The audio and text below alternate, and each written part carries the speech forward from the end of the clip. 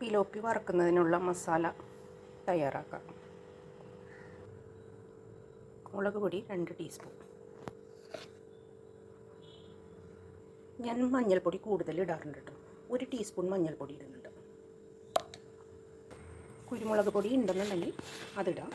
ഞാനിപ്പോൾ ഇവിടെ ഇടുന്നത് കുറച്ച് പെരിഞ്ജീരകം, അങ്ങനെ തന്നെയുള്ള പെരിഞ്ജീരകമാണ്. മസാല, ഇറച്ചി മസാലയിലൊക്കെ യൂസ് ചെയ്യുന്ന പെരിഞ്ജീരകമാണ് യൂസ് ചെയ്യുന്നത്. ഇതിലേക്ക് കുറച്ച് ജിഞ്ചർ ഗാർലിക് പേസ്റ്റ്. അത് നമ്മൾ ഇഞ്ചിയും വെളുത്തുള്ളിയും ചതച്ചെടുക്കുന്നതാണ് കൂടുതൽ നല്ലത്. അപ്പോൾ പേസ്റ്റ് യൂസ് ചെയ്യുക. ഈ മസാലയിലേക്ക് ഒരു ചെറുനാരങ്ങ പിഴിഞ്ഞൊഴിക്കുക കേട്ടോ. ഇതിലേക്ക് ആവശ്യത്തിന് ഉപ്പിടാം. ഞാനിതിൽ 1 ടീസ്പൂൺ ഉപ്പാണ് ഇട്ടേക്കുന്നത്. ഇതിൽ കുറച്ച് വെള്ളവും കൂടി ഒഴിച്ചിട്ട് നല്ല തിക്കായിട്ടുള്ളൊരു പേസ്റ്റാക്കി എടുക്കാം.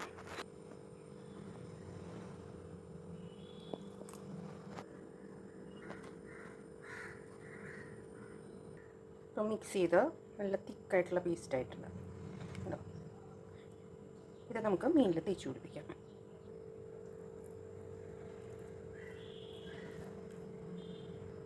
ഇങ്ങനെ എല്ലാ മീനിലും തേച്ച് പിടിപ്പിക്കാം. നല്ലപോലെ തേക്കണം.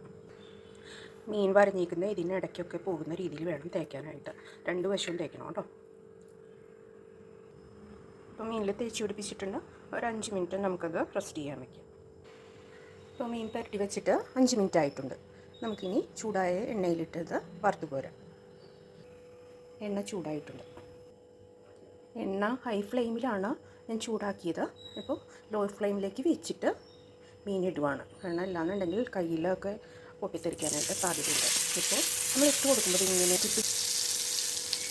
നമ്മൾ ആ എണ്ണയിൽ മീൻ ഇടുന്ന സമയത്ത് ഇങ്ങനെ ഒന്ന് അനക്കിയിട്ട് ഇട്ട് കൊടുക്കുക കേട്ടോ. ഇങ്ങനെ തേക്കിയിട്ട്, അപ്പോൾ ചട്ടിയിൽ മീൻ പറ്റിപ്പിടിക്കാതിരുന്നത്.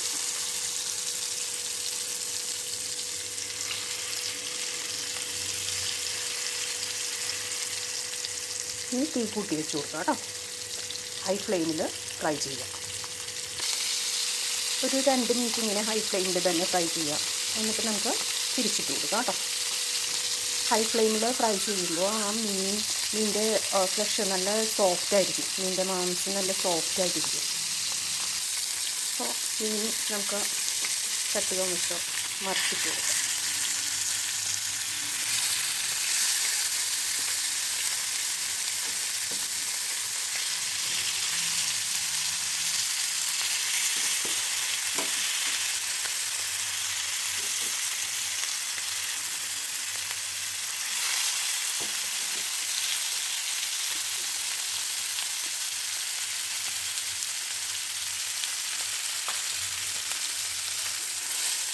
ഇനി ഫ്ലെയിം ഒന്ന് കുറച്ച് സിമ്മാക്കി വെച്ച് കൊടുക്കാം.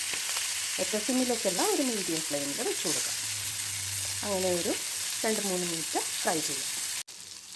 ഇപ്പോൾ 2 മിനിറ്റ് കഴിഞ്ഞിട്ടുണ്ട്. നമുക്ക് ഇനി തീ ഒന്ന് കൂട്ടി വയ്ക്കാം. ഹൈ ഫ്ലെയിം ആക്കാം. അപ്പോൾ ഇതിൽ പിടിച്ചിരിക്കുന്ന എണ്ണയൊക്കെ ഊരി പുറത്തേക്ക് വന്നേക്കും. നമ്മൾ തീ കുറച്ചിട്ട് കഴിയുമ്പോൾ എല്ലാ എണ്ണയും മീനിലേക്ക് പിടിക്കും. എന്ത് സാധനമാണെന്നുണ്ടെങ്കിൽ നമ്മൾ വറുക്കുമ്പോൾ തീ കുറച്ച് വെച്ച് വറുത്ത് കഴിഞ്ഞാൽ എണ്ണ കുടിക്കും. തീ ഒന്ന് കൂട്ടിയിട്ടിട്ട് ചൂടായി കഴിയുമ്പോൾ നമുക്കിത് പൊരിയെടുക്കാം.